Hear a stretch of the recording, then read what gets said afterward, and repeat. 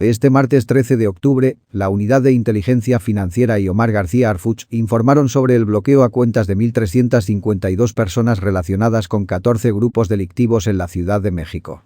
Operación que se realizó en conjunto con Secretaría de Seguridad Ciudadana de la Ciudad de México en lo que han denominado Operación Zócalo. En el caso del Cártel Jalisco, se logró la detención de un magistrado federal que era el encargado de proporcionarles protección jurídica, que fue primero sorprendido por el Consejo de la Judicatura Federal, fue destituido, y a partir de una denuncia de la UIF y el otorgamiento de un orden de aprehensión solicitado por la Fiscalía Anticorrupción se encuentra con prisión preventiva, explicó el titular de la Unidad de Inteligencia Financiera.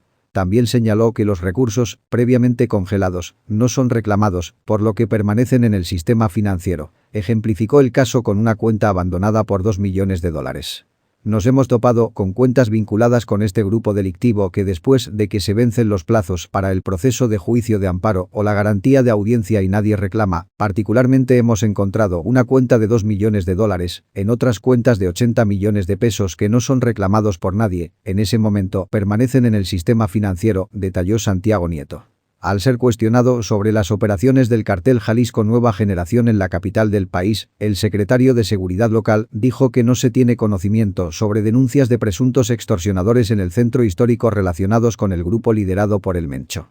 Yo quisiera contestar sobre la presencia de este grupo en el centro histórico, cobrando extorsión.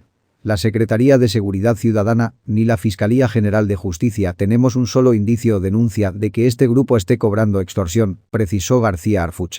Añadió que un modus operandi de los extorsionadores es hacerse pasar por un cártel al cual no pertenecen y explicó que tan solo este lunes 12 de octubre hubo 3 detenciones de personas que simulaban su facción.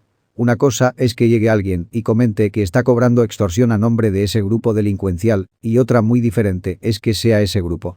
Ayer tuvimos 3 detenidos en el centro histórico, se recuperaron 90.000 pesos que estaban cobrando, privaron de la libertad a unas personas, están detenidos los 3, se recupera el dinero y estas 3 personas estaban mencionando que iban de parte de un grupo delincuencial del cual no forman parte alguno.